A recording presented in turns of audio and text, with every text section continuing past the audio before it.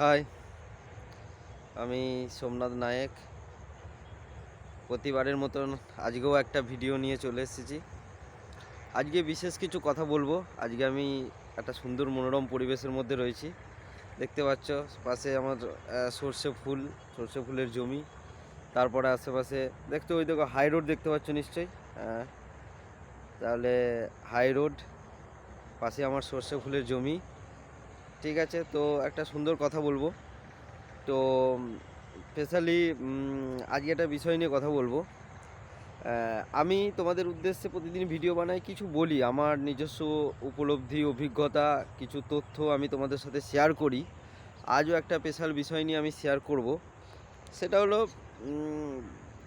প্রতিদিন সকালবেলায় ঘুম থেকে উঠে আমি 3টে জিনিস করার জন্য তোমাদের বলবো, কারণ এটা করে আমি ভীষণ ভীষণ প্রচণ্ড ভালো ফল পাই এবং তোমাদেরকেও বলছি এটা করবে। কি যে প্রতিদিন সকালবেলায় ঘুম থেকে উঠেই প্রথমত হচ্ছে নিজের ইষ্টদেব যিনি আছেন তাকে প্রণাম করা উচিত। হতে পারে যিনি সনাতন ধর্মের, হিন্দু ধর্মের, তার ইষ্টদেবকেও যিনি থাকুন, যিনি ইসলাম ধর্মের তার ওনার আল্লাহ আছেন, যিনি খ্রিস্টান ধর্মের ওনার গড ঈশ্বর আছেন, ওনার গড আছেন। বিভিন্ন ধর্মের বিভিন্ন রকম আমাদের প্রভু, ধর্মপ্রভু, আমাদের ঈশ্বর, মহান ঈশ্বর বলে আমরা মেনে থাকি যাকে। প্রতিদিন সকালবেলায় ঘুম থেকে উঠেই তার স্মরণ নেওয়াটা খুব উচিত।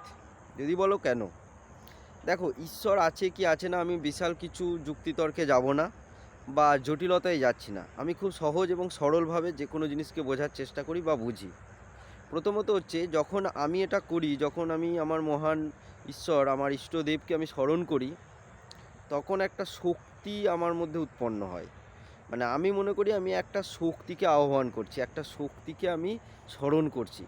ফলে সকালবেলায় ঘুম থেকে ওঠার পরই সেই শক্তিকে স্মরণ করলে বা সেই শক্তিকে আহ্বান করলে আমার একটা জিনিসই মনে হয় যে আমার ভেতরেও একটা শক্তি জাগ্রত হচ্ছে এবং আমি অনেক কিছু করতে পারি। আর সারাদিনটা খুব ভালো কাজ করতে পারবো এবং খুব সক্রিয় এবং সদর্থক কাজ করব, সৎকর্ম করব এবং ভালো মানসিকতা নিয়ে চলবো। এইটা সকালবেলাতেই আমার মনের মধ্যে চলে আসে। তার ফলে কী হয়, সারা দিনটা আমার ভালো যায়। সিরিয়াসলি বলছি, সারা দিন ভালোভাবে কাটায়, খুব ভালো থাকি, মন ভালো থাকে, শরীর ভালো থাকে, মন মেজাজ ভালো থাকে। কারণ এই শক্তিটা তো আমার মধ্যে সকালবেলাতেই উৎপন্ন তৈরি হয়। তাই আমি মনে করি যে প্রত্যেকের এটা করা উচিত। তাহলে দেখবে এটা এটা অভ্যাস, এটা অভ্যাস করো। একদিনে দুদিনে হবে না, কিন্তু আমার এটা দীর্ঘদিনের অভ্যাস। অভ্যাসের ফলে আমি এই জায়গাটায় এসেছি। তোমরা অভ্যাস করো এটা দীর্ঘদিন ধরে, দেখবে একটা পজিটিভ শক্তি শরীরের মধ্যে কাজ করবে এবং সেই শক্তিটা তোমাকে সব কিছু জিততে সাহায্য করবে। তুমি জয়ী হতে পারবে এবং নিজেকে সৎ মানসিকতা সম্পন্ন ব্যক্তি হিসেবে তৈরি করতে পারবে। আর দ্বিতীয় যেটা বলবো সেটা হলো আমাদের যে ধরিত্রী মাতা আছে, যার উপরে আমরা বসবাস করি, আমাদের পৃথিবী পৃষ্ঠ, আমাদের ভূপৃষ্ঠ, সেই ধরিত্রী মাতাকে প্রণাম করা দরকার। মা হিসেবে, মাম্মি হিসেবে, ঠিক আছে, প্রণাম করাটা খুব প্রয়োজন। যদি বলো কেন, কারণ আমরা ঘুম থেকে ওঠার পরই প্রথম পাটা আমরা এই মায়ের বুকের ওপরই রাখি। আমাদের ধরিত্রী মা অসীম ধৈর্যশালী। যদি তুমি তাকে প্রণাম করে তোমার দিনটা শুরু করো না, তাহলে তোমার মধ্যে একটা অসম্ভব ধৈর্য কাজ করবে, একটা অসম্ভব ধৈর্য শক্তি তৈরি হবে। এই ধৈর্য শক্তিটা তৈরি হওয়ার ফলে তুমি কোনো কিছুই তাড়াহুড়ো করে কিছু করতে চাইবে না, এক। দ্বিতীয়ত হচ্ছে ভালো ফলের জন্য তুমি ওয়েট করতে শিখে যাবে। এবং আমি এটা মনে করি বা মনে হয় যে এটা করলে স্বয়ং ধরিত্রী মাতা আমাদেরকে আশীর্বাদ দেয়। আশীর্বাদটা কী দেয়? ধৈর্য আশীর্বাদ দেয়। কারণ আমি মনে করি বিশ্বের একমাত্র ধৈর্যশীল যদি কিছু হয় সেটা হলো আমাদের ভূপৃষ্ঠ, আমাদের ধরিত্রী মাতা।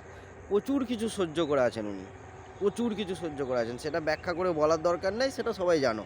তো ধরিত্রী মাতাকে প্রণাম করে দিনটা শুরু করাটা প্রচণ্ড ভালো, উচিত।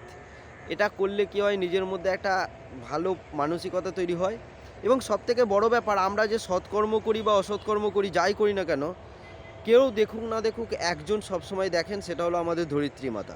এইবার সকালবেলায় ঘুম থেকে উঠেই যদি আমরা আমাদের মাকে, ধরিত্রী মাকে প্রণাম করে দিনটা শুরু করি, তাহলে সারাদিনে কর্ম করার সময় বা কাজ করার সময় সৎ অসৎ এই ব্যাপারটা মনের মধ্যে একটা মানে নাড়া দেবে।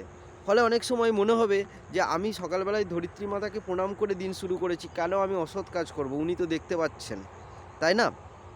তাহলে আমার ভালো কাজ করা দরকার, ভালো কর্ম করা দরকার, মনের মধ্যে ভালো মানসিকতাটা অবশ্যই স্থাপন করা দরকার। তো এই জন্যই আমি বলবো ধরিত্রী মাতাকে প্রণাম করে দিনটা শুরু করবে, তাহলে দেখবে একটা অসম্ভব ভালো শক্তি উৎপন্ন হবে, একটা মন ভালো থাকবে এবং সবথেকে বড় ব্যাপার দিনটা খুব ভালো যাবে। আর থার্ড যেটা বলবো সেটা হলো আমাদের সবার প্রিয়, আমাদের প্রথম গুরু, আমাদের কাছে ওনারাও ঈশ্বর তুল্য, সেটা হলো আমাদের মা বাবা। মা বাবাকে প্রণাম করাটা দরকার। এবার বিভিন্নজন বিভিন্ন রকমভাবে করতে পারেন। এই নয় যে মা বাবাকে আমি পায়ে হাত ধরেই প্রণাম করতে হবে, তার কোনো নাই।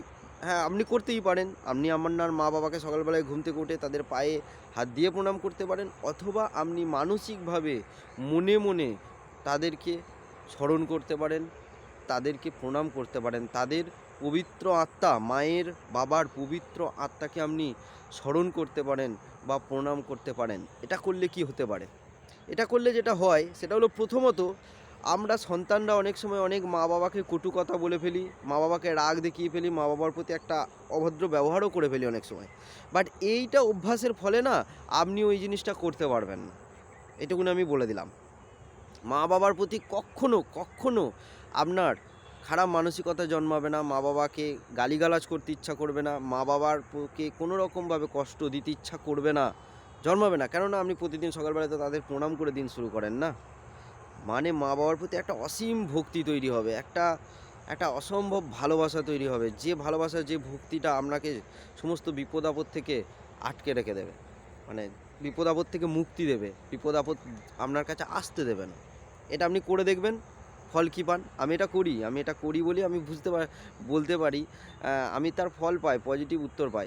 আমি আগে একটা সময়, তখন আমার মায়ের প্রতি আমার অনেক রাগ হতো, বা বাবার প্রতি অনেক সময় রাগ হতো, আমার কথা না শুনলে না, তাদের প্রতি একটা রাগ হতো, আমার কথা শুনলো না, একটা রাগের একটা ব্যাপার থাকতো মনে মনে, গজগজ করতাম, একটা গুমরানো ব্যাপার ছিল। কিন্তু এখন কি হয়েছে, এখন এটা হওয়ার ফলে, এইটা অভ্যাস হয়ে গেছে, এখন আর মায়ের প্রতি বাবার প্রতি সেই রাগ অভিমান ব্যাপারটা আসে না। মা ধরো আমি কোনো একটা কাজ আমার পছন্দ নয়, কিন্তু সেটা মা করে ফেলেছে, আগে হলে আমি রেগে যেতাম, এখন সেটা রেগে যায় না। এখন একটাই জিনিস মনে হয়, মা তো করে ফেলেছে, তো আর কী করব, আমি সন্তান হয়ে নয় সেটাকে শুধরানোর চেষ্টা করি, এটা মনে হয়। এমন অনেক কাজ আছে যেগুলো আমার পছন্দ নয়, কিন্তু আমার মা করে ফেলে। কিন্তু করার পরও আমি আগে যেমন মায়ের প্রতি চেঁচামেচি করতাম, রাগ দেখাতাম, গজরাতাম, সেটা এখন আর করি না। এখন একটা জিনিসই মনে হয়, মা তো করে ফেলেছে, তো কী হয়েছে, আমি সন্তান হয়ে নয় সেটাকে ঠিক করে নিই। কারণ আমি যখন ছোট বাচ্চা ছিলাম, আমিও এমন অনেক কাজ করতাম যেগুলো আমার মায়ের হয়তো পছন্দ ছিল না, বাবার পছন্দ ছিল না, কিন্তু করতাম। তারা শাসন করতো, কিন্তু তারা আমাকে আমার উপরে বিশাল রাগ ঝোঁক দেখাতো না, তারা আমাকে ভালোবাসা দিয়েছে। তাহলে আজকে আমি কেন সেটা করব? তো এই মানসিকতাটা পরিবর্তন হয়ে গেছে, বাবার প্রতিও সেম জিনিস হয়েছে।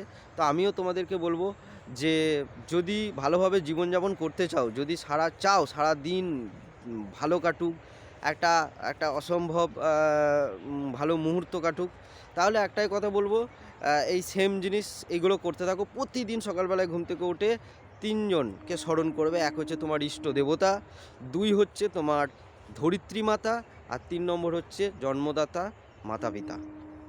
এদেরকে স্মরণ করে দিন যাপন শুরু করো, সারাদিন ভালো কাটবে, অসম্ভব ভালো কাটবে, কোনো বাধা বিঘ্ন তোমাকে অ্যাটাক করতে পারবে না, তুমি একজন ভালো মানুষে পরিণত হবে, এটুকুনি বলতে পারলাম। এটাই আমি বলবো। দেখো, জীবনে টাকা ইনকাম করা, অর্থ ইনকাম করাটাই মানে শ্রেষ্ঠ কর্ম নয়, ঠিক আছে? টাকা, অর্থ, এগুলো তোমাকে যে পৃথিবী পৃষ্ঠের যে মানে কি বলবো, মানে জাগতিক সুখটা তোমাকে দিতে পারে, কিন্তু মানসিক সুখের জন্য টাকা, অর্থ সম্পত্তির দরকার নেই, ঠিক আছে? জাগতিক সুখ, তুমি কিছু কিনতে চাইছো, করতে চাইছো, তার জন্য টাকাটা খুব দরকার অবশ্যই, কিন্তু মানসিক সুখের জন্য নিজের এই আত্মশুদ্ধিগুলো খুব দরকার। আত্মশুদ্ধি করলে তবে তুমি মানসিকভাবে শান্তি পাবে, মানসিকভাবে সুখ পাবে। তো প্রত্যেককে আমি একটাই কথা বলবো, সকলে ভালোভাবে এই জায়গাটাকে করবে। Wish you all the best, প্রত্যেকে ভালো থাকো। আর আমার কথাগুলো যদি ভালো লাগে তাহলে শেয়ার করবে, তাহলে আরও 5টা মানুষ সচেতন হবে, বুঝতে পারবে, জীবন সম্পর্কে উপলব্ধি করবে, এবং তোমাদের যদি কিছু মতামত থাকে, তোমরা যদি কোনোটা ভালো মনে করো আমাকে কমেন্টে জানাবে, সেটা নিয়েও আমি কিছু ভিডিও করতে পারি বা করব। আর শেয়ার করবে, আমার ইউটিউব চ্যানেল সাবস্ক্রাইব করবে, বা আমার ফেসবুকটাকেও ফলো করবে। আমি তোমাদেরই মতন একজন সাধারণ মানুষ, মাটির মানুষ, ব্যাস এটাই আমার পরিচয়, আর কিছু না। ভালো থাকবে, wish you all the best, best of lakh.